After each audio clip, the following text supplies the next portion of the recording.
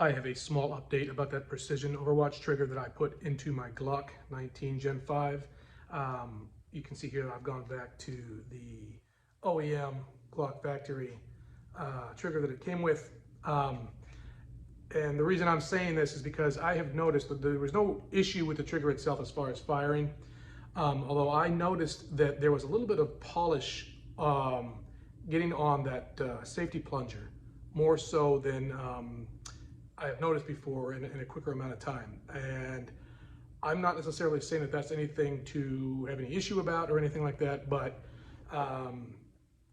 because it was on that polish, something was like rubbing up against it, was on the safety plunger itself.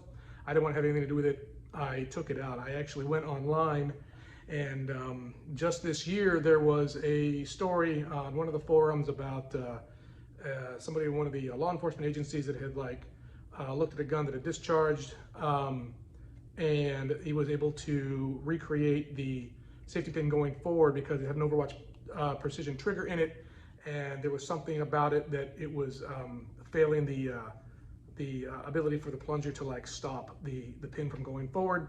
Again, that's hearsay. I'm not saying anything bad about the Precision Overwatch.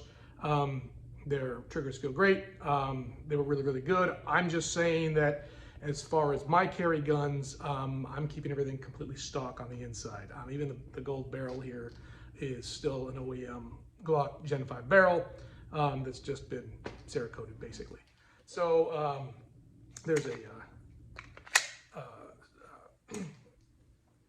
dummy round in here, snap cap.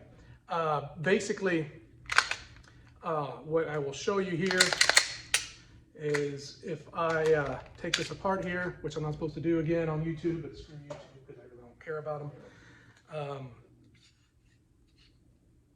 Basically, the safety plunger right here, there was a little bit more polish getting on it. Now, it wasn't eating away at anything. There was no stuff that was taken off or anything like that. But I've noticed that it just looked a little bit different as far as that was concerned. So I took it out. I put the OEM factory trigger back in. Did all the safety checks with it as far as making sure that the firing pin doesn't move forward when it's blocked. Looking through the mag well and depressing the face of the trigger, and it doesn't have any connection to the plunger itself unless the safety tab is being deployed as well. So all of that works out. So